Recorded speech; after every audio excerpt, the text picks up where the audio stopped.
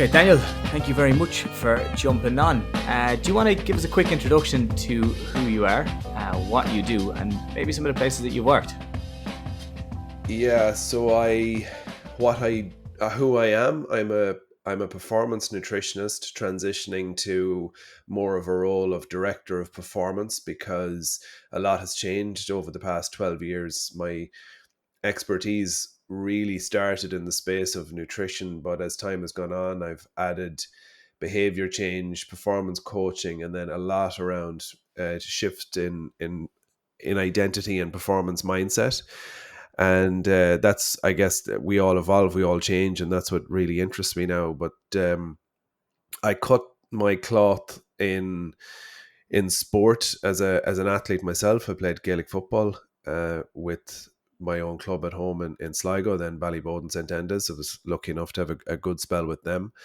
And my whole ambition has always been to work with the greatest athletes in the world. And it started in Ireland, and we have amazing athletes in GAA and in Gaelic football and hurling, and of course in rugby. And I spent the last 10 years working between 2012 and 2021 with Dublin and Leinster. And I suppose over the past 2 years now, really gone out on my own and trying to push my own business and brand on and evolve and build my own team. Yeah, very nice. Two good teams to be involved with over the last couple of years. You've had a lot of success. And I should also say congratulations on the 150,000 followers on Instagram. Well deserved with the amount of time that you put into it. So I guess let's kind of go back to the start. How did you get into it? How did you get involved in it? And how is your philosophy around performance and performance nutrition developed over time? How I got into it was, yeah, like a lot of stories, you're influenced heavily by your environment and people around you.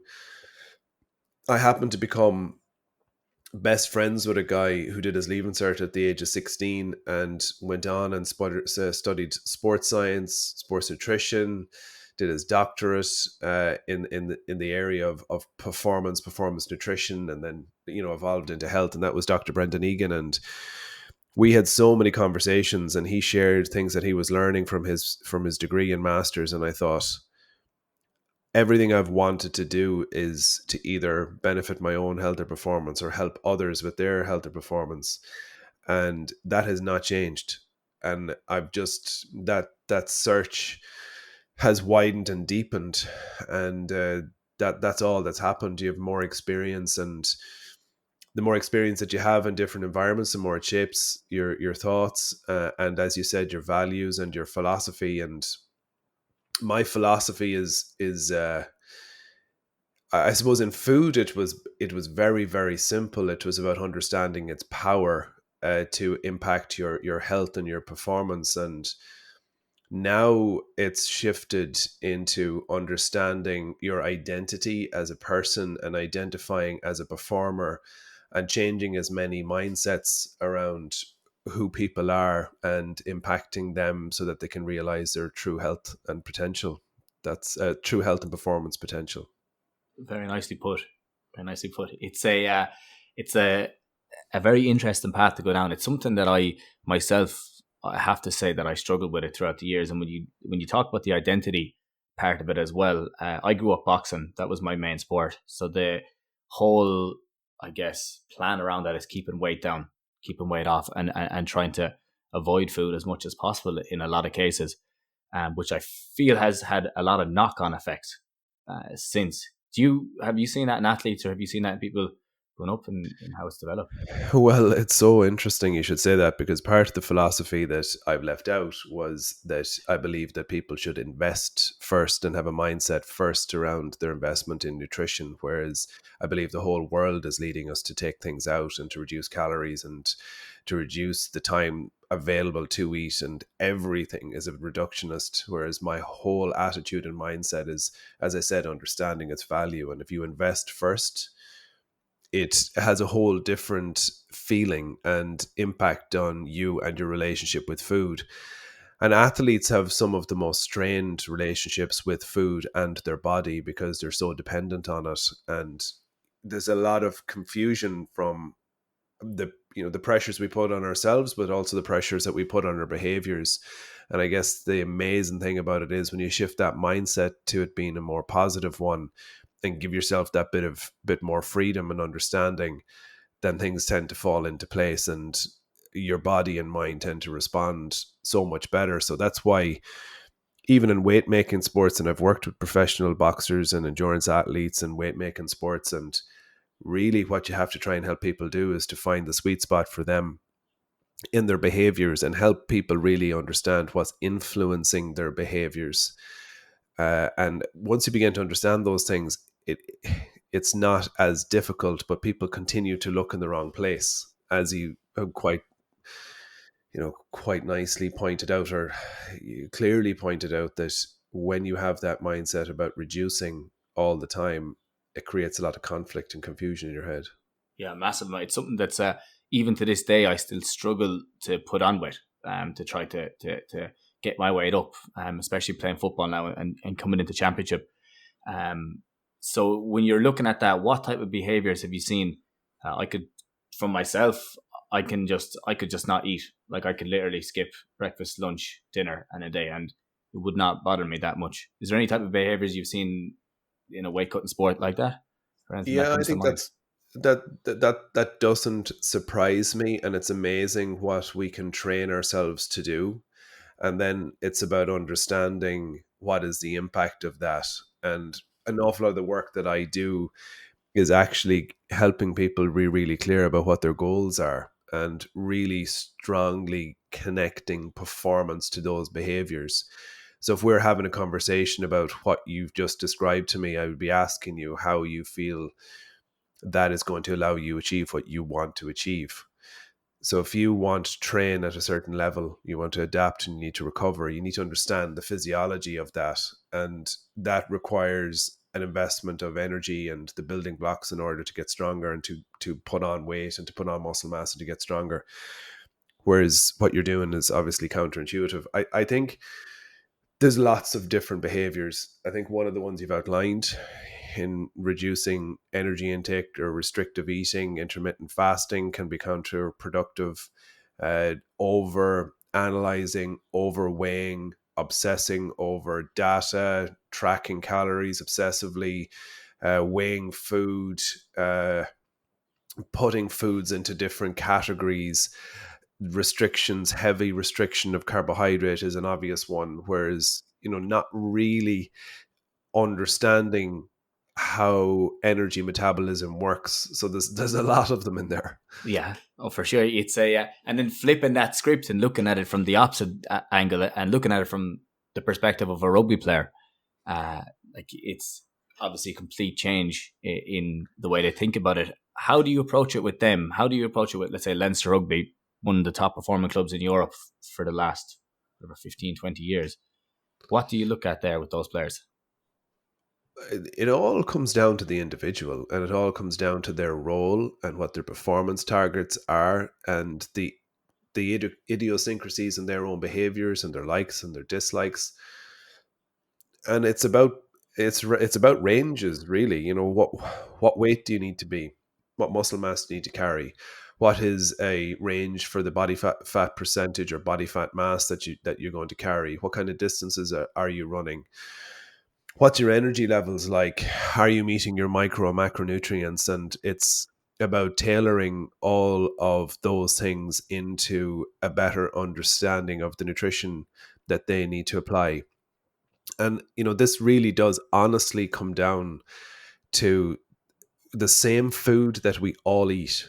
There's no differences between the meals that you or I or my little girls will eat to the meals that these professional athletes will eat. It's just about proportion, precision and timing, precision and quantity. That's what matters. And there isn't room for error when it comes to performance at that level. And that's what's different. You just can't compromise on those things. Yeah, okay, because it's and even breaking it down even further, it's, and I've heard you mention that on your profile as well, about the simple conversations you have with athletes. And from my perspective, I work with people who have chronic injuries, who have the same injury. It's gone on for 6 months to a year, and in those cases, it's a lot about trying to get 1% better each day, making sure that you're getting your sleep right, making sure that your mindset is right around the pain and why it's kicking up, what would be the simple conversations on a day to day that you would be having with one of those players? Let's pick one out, like a center. Okay, make it a bit Well, more. I think the context of injury is the one. If you were to ask me what area of nutrition I have become most fascinated about, or have been most fascinated about over the past 5 years, it has been return to play. So nutrition and practices and strategies for helping athletes return to play. I really spotted an opportunity. Actually, the environment, Leinster really spotted the opportunity to clarify processes and strategies under each pillar or in each department, from S&C, from medical, from physio, from nutrition, to see how can we become world class. So it's not actually, you mentioned center there. It's not position dependent. It's person dependent, and it's injury dependent. And what you do is create a very clear process and what the timeline of the injury is, the type of the injury, what level of activity will they have, what does that look like in terms of energy expenditure, are they on crutches, are they not, are they in the sling, can they cook, can they drive, what's their level of skill in terms of their own preparation and their own detail. And then you work through energy, because very often this is, if we think about the pyramid of nutrition, what is the key things that impact people from an injury perspective, from a performance perspective? It's accuracy in energy, accuracy in macronutrients, precision in the amount of micronutrients, the quality of the food that they eat, the timing, as I said, and then a small amount in supplements. So you work your way through that, and you help people understand that this is the process, the application of this process that will allow you to return to play on time, or within that bandwidth of time that we think, that timeline, or not. And what's really interesting is, and we started on the mindset part of it,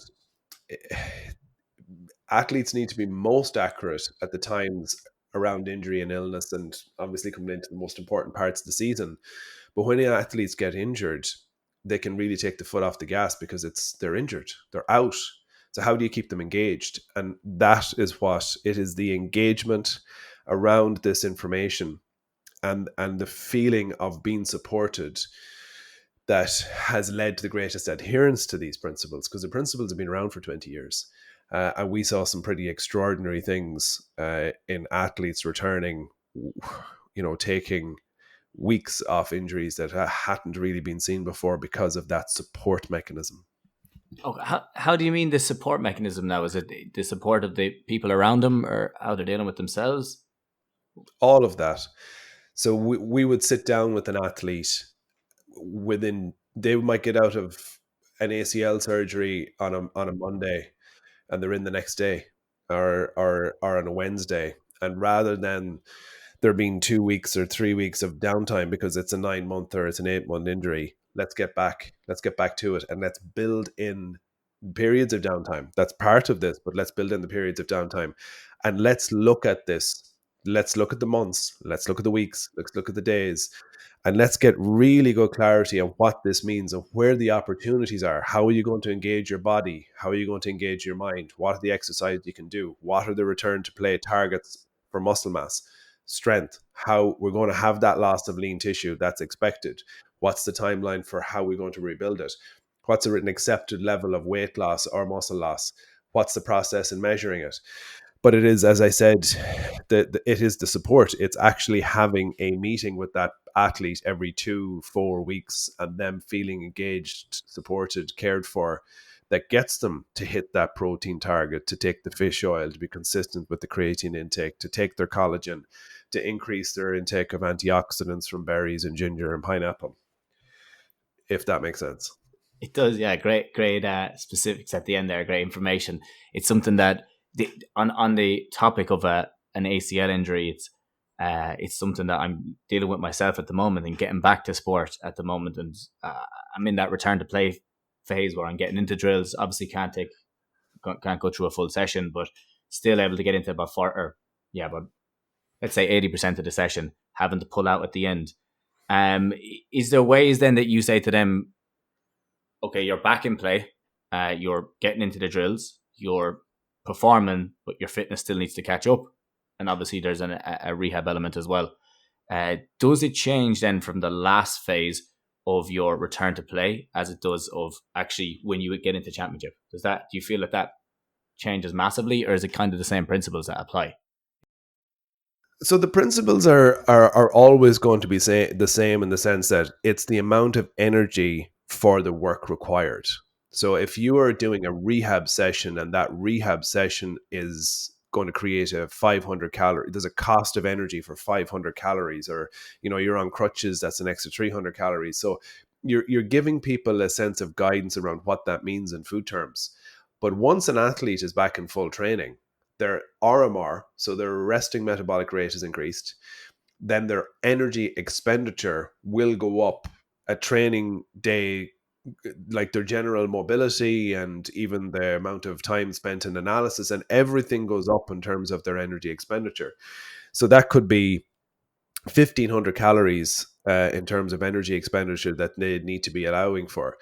They need to understand what that means in food terms, and they also need to know what that means in food structure. So they're eating, instead of eating 4 meals a day or 5 meals a day, it's 6 meals a day.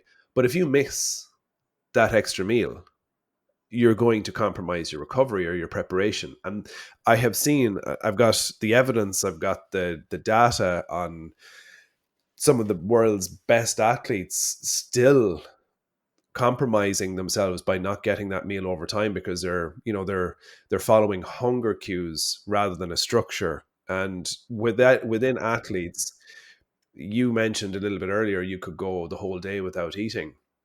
Some of these athletes are playing their positions, and the demands of the sport mean that they require calories to maintain body mass of 105, 106 kilos. But if they weren't professional rugby players, they'd be somewhere in the 90s.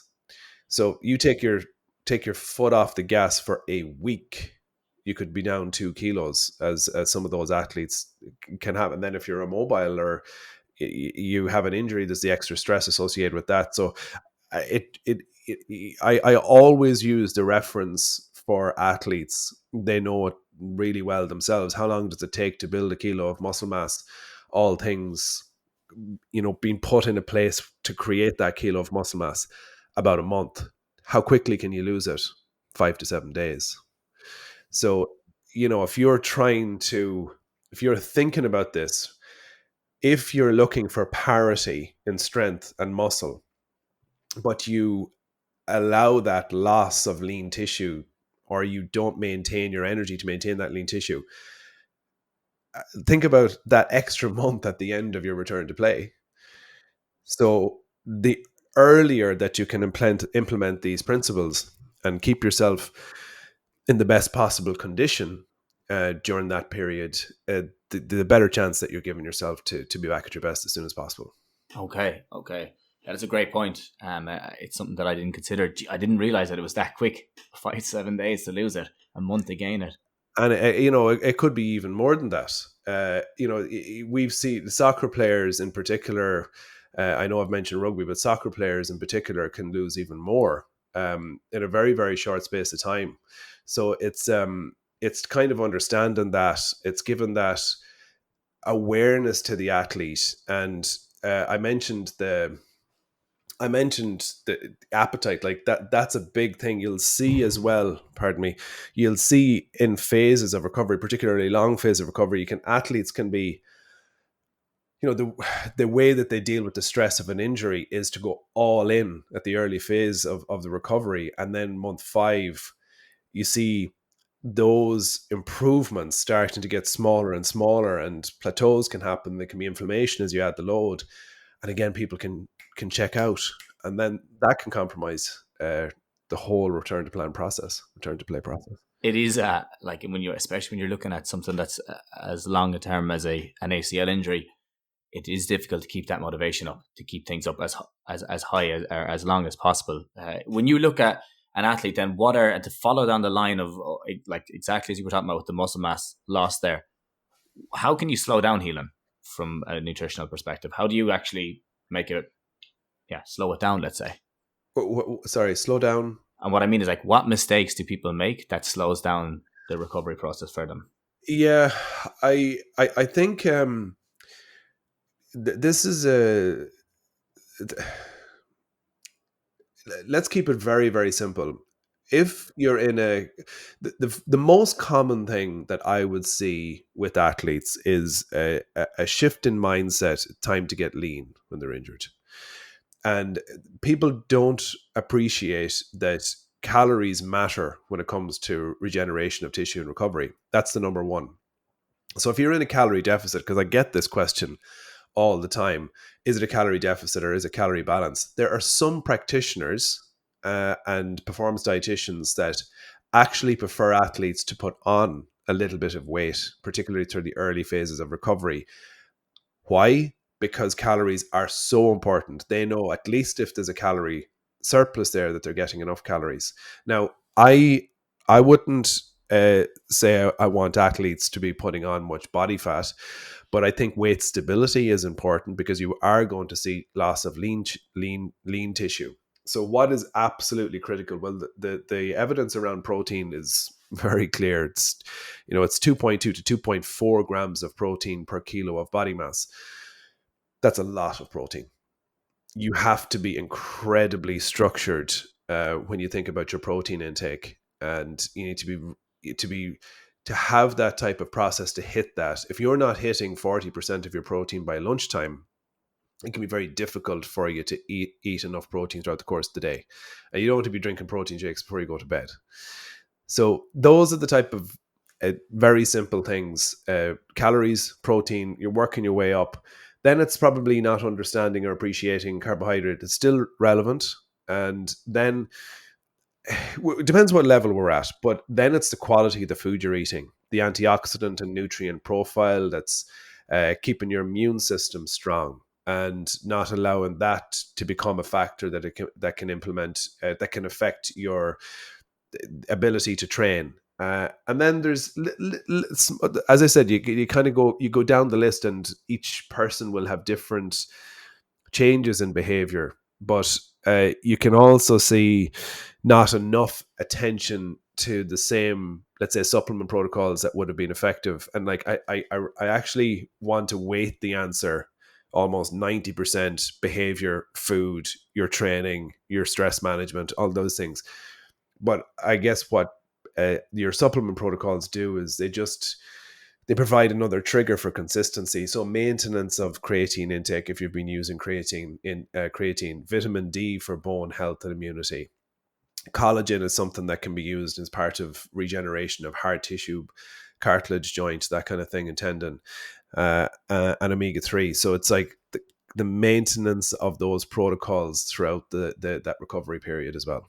Okay. Is it that's a something that I myself must look into even more, because it's something that when you say collagen, obviously I was aware of collagen, omega. I wasn't as aware of the omega-3 impact on it. Yeah, and I think what we're looking to do, we're looking to manage inflammation, and what will help you manage inflammation. There's antioxidant-rich food. Now, you're not trying to completely curtail those inflammatory pathways or processes, because that's what healing is. But you don't want inflammation to be excessive, which is impeding the recovery process. So adequate omega-3, and then your blueberries and cranberries and cherries and ginger and things like turmeric become relevant to the management of that of and support of that healing. Okay. Have you ever come across, or have you ever dealt in peptides? I'm hearing a lot of people talking about them at the minute. Have you used them with the teams? Yeah, so the peptides are just a simpler form of, they're hydrolyzed proteins, and that's what I used actually in the development of the product with Kinetica. So they're hydrolyzed collagen peptides, and that's what we're using as. So it's a Fortigel, which is, you can become very granular on this. So there are peptides that can be more specific to skin, joint, bone, and even tendon. So you can have 4 different types of peptides, and then there's strains of different types of peptides within those peptides. But when I had the full bandwidth and resources available, that's how specific I got. So depending on the type of injury it was, whether it was tendon, whether it was joint, whether it was bone, whether it was a healing injury, I would try and be as specific. For very simple example would be that bovine peptides, or peptides that are derived from bovine, are more specific, are more useful for tendon and joint, whereas things like marine peptides are better for skin and nails. Wow. Okay. I need to look into that. I need to start getting those right, because it's something that people have been saying to me. But it was a little bit outside of my I guess field of knowledge or whatever, or scope of practice. So I need to get a better understanding of it overall. Yeah, I suppose it's like 99.5% of this stuff is going to be covered, as I said, in terms of the behaviors. But when you're talking about the Robbie Henshaw and the Josh Van der Fleer and the Johnny Sexton and the Paul Flynn and the Conor Callaghan, who are just, they want the detail. They want to know everything. That's where you go, and that's how you help them. You give them, is it sodium bicarbonate or is it sodium citrate that they're using as a buffer? So you can go as far as you want to go, but it is all about the current practices and behaviors that matter.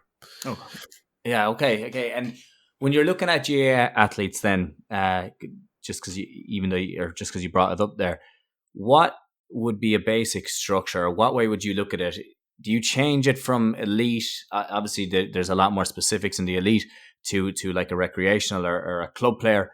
Let's say building up now for the next couple of weeks to championship. What are the main points if you had to tell them 3-4 points of like, I just want you to focus on this? I think it's about getting a sense of clarity on the different demands of your week and different demands of your day. So I thought it was so interesting. I was in the Ballyboden gym during the week, and they've got a brilliant S&C coach, Emmett, over there, and one of the athletes come in. He's returning to play, so he's played 40 minutes of football, but he's not back. He's not back yet. He hasn't enough training done yet to play the full match, and he just said, "We're training tomorrow night." And I was like, "Yeah." He says, "What's the RP for the session?" And I thought it really stuck out to me, as that's the type of conversation we were having at intercounty level, whatever it was, 5, 6, 7 years ago. And once you get to that awareness with an athlete, then they can plan. You can start to really plan, because now if you know that those demands are there, if you show up dehydrated, you show up without having a really good breakfast, snack, lunch, and pre-training meal or pre-training snack, you're not going to be able to do that 8 or 9, or you can't get the best out of that session. So it's all about strategy, planning, and clarity.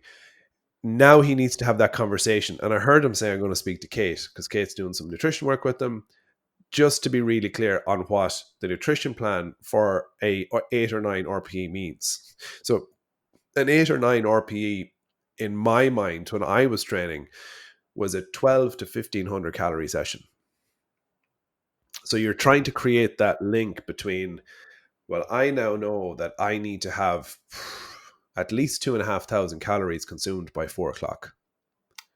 Right. Yeah. And what time is the training then? You're saying the training's at 7 or 8? Yeah, 7 o'clock training session. And you're probably consuming, it depends. You might be using some sports drink during that session. You might be having a recovery drink afterwards, but like you're getting another 1,000 calories in. Like that's a 3,500 calorie day for a GAA athlete. And like, even for somebody like me, I'm still consuming some days 3,000 calories, because of the type of training that I'm doing, because of my body mass, and because of the strength or lean mass goals that I have. So, it's to draw it out. What does your week look like? What are your busiest days? Color coordinate the days depending on the demands. Those days that are orange and red, likely Tuesdays and Thursdays, they're higher calorie days. need really good structure and attention. And then your carbohydrate loading day, and the day that needs the greatest attention, if it's match week, is the day before. What works? What's the structure? Understanding carbohydrate metabolism from the point of view that the energy that you're burning in that match is the calories, and is the carbohydrate that you've consumed the day before.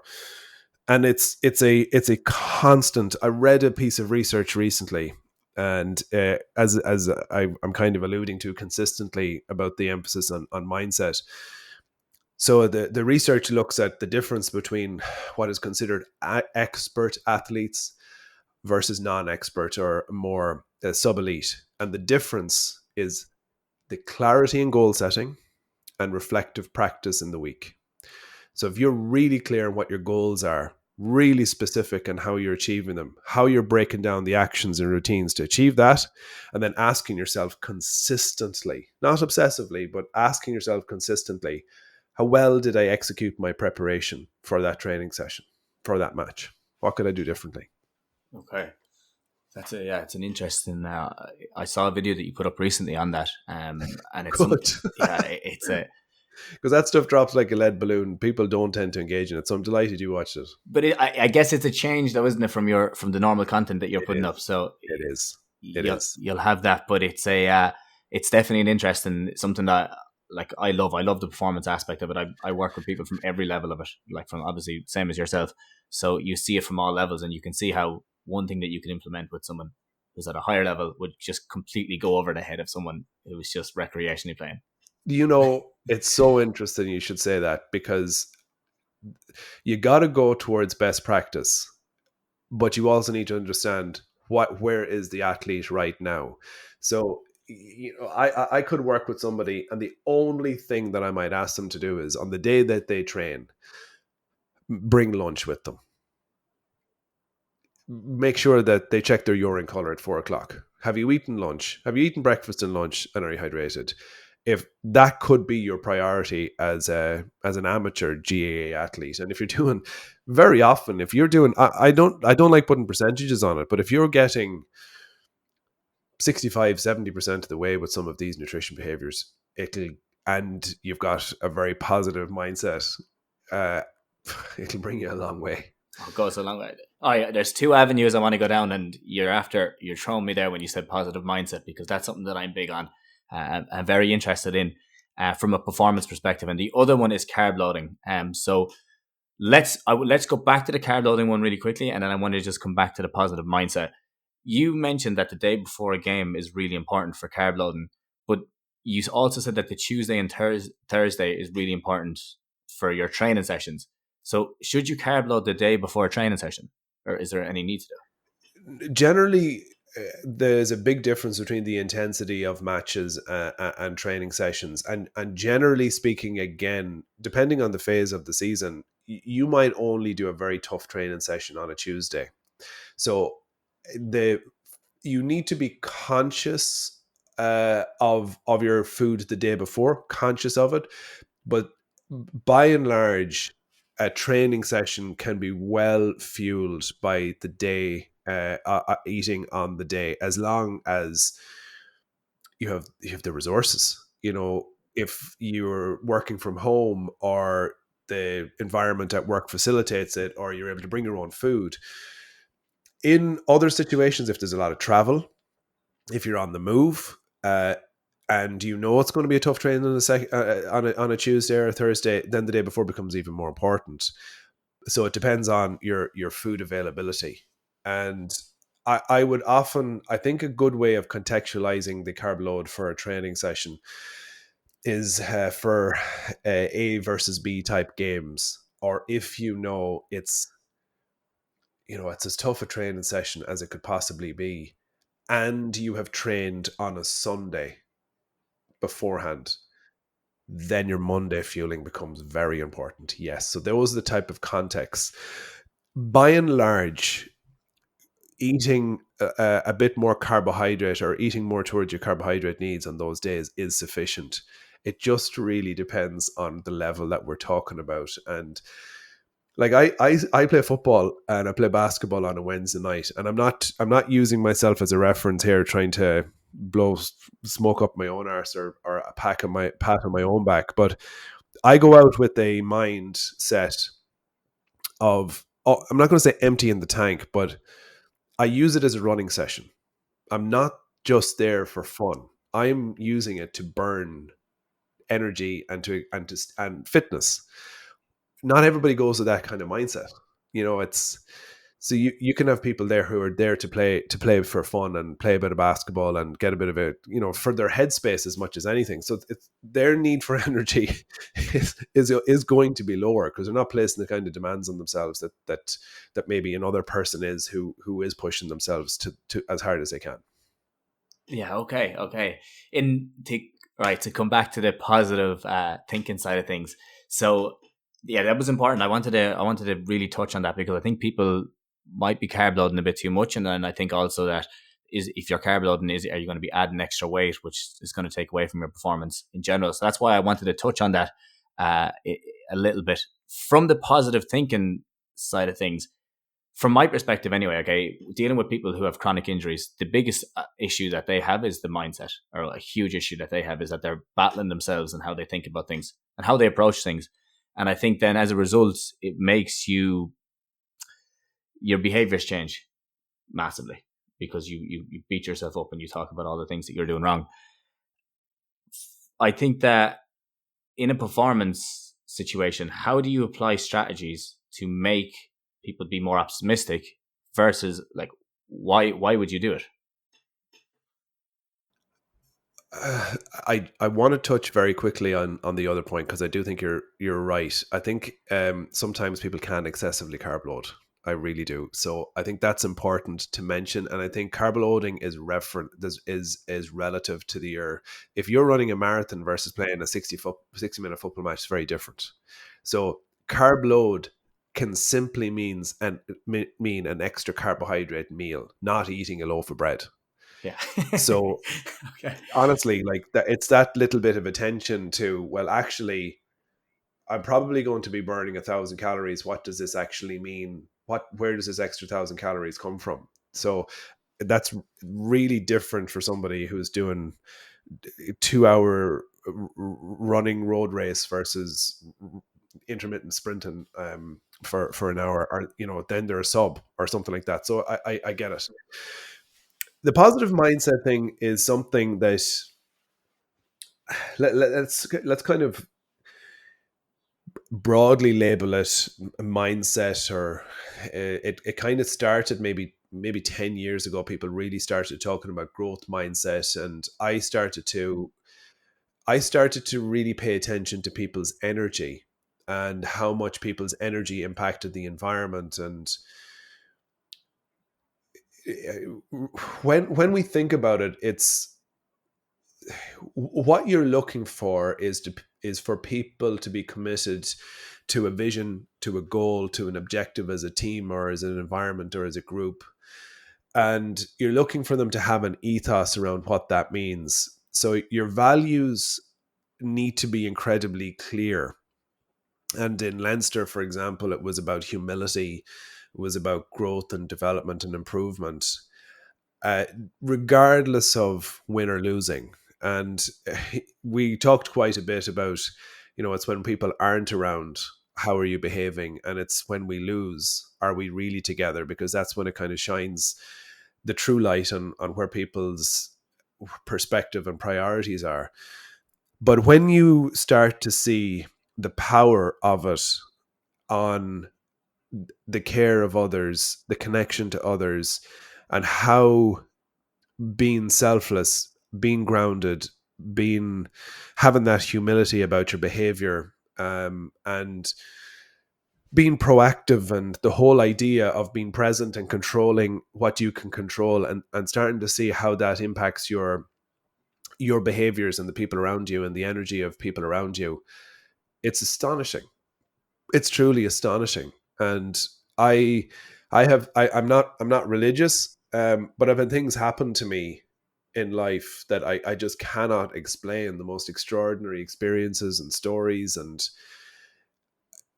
it's because of a selfless mother and an open-minded, supportive father and family, and you have a certain disposition, and it is not always easy to maintain that disposition.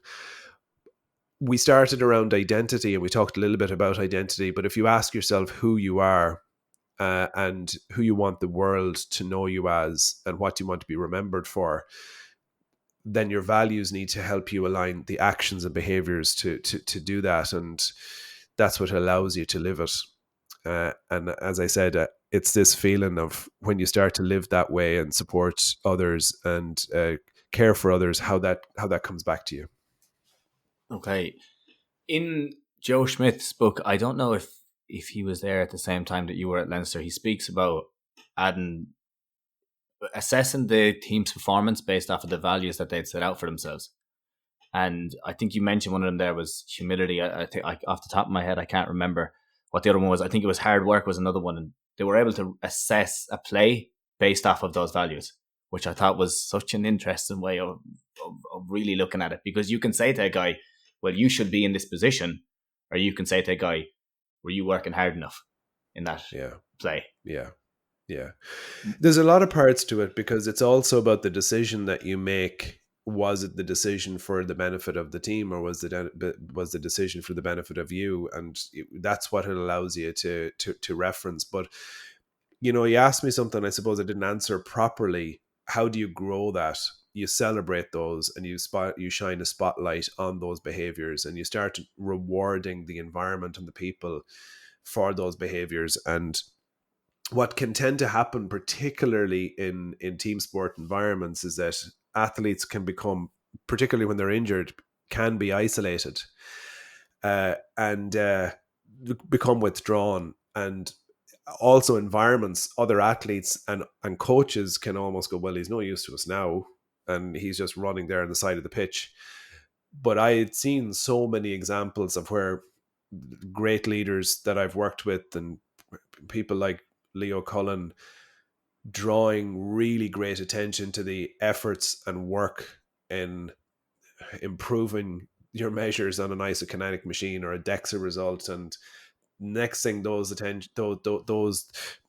things get rewarded and more attention on them, and people start going, you know what, they're being seen and they're being supported. So there's a greater buy-in to those behaviors that help to achieve those smaller milestones.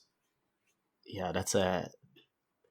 It's insightful, because obviously one of the best leaders to come out of Leinster in Leo Cullen. How is there anything else that you picked up on looking at being around those people, that you feel that little things like that made them stand out more than what not others would have, but were leaders? Yeah, I think it's there's this evolved. It wasn't just like this right from the beginning, but there was this whole idea of investment in youth and grassroots. And I saw a huge transformation of what the academy in Leinster represented, to from the beginning, when you went in, where everyone is just trying to cut their cloth and become a professional sports person, and it's whether you were good enough to be there, to the sense of value that there was around an athlete making it into the senior squad, and then like the first cap and what that meant. And now there's a handing over of that cap and a celebration in the team room.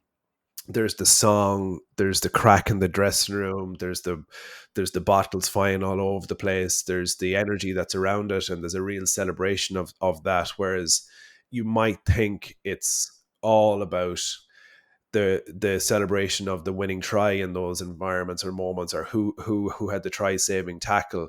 It was the youth, it was the young people within the environment, and the nurturing of those people, and the care for their families. And I suppose one of the things, again, towards the end of my time, where there was a huge focus of is what makes you who you are, and who are you as a person. And there's so many levels to that. But if somebody feels deeply cared for, and that who you are matters, you're going to give more, and you're going to feel like you care more about the environment. And I think another part of it, even for me, I was very fortunate to have a very positive overall career. where I wasn't kicked out at the end. It was more my own decision to go, even though I knew my time was up.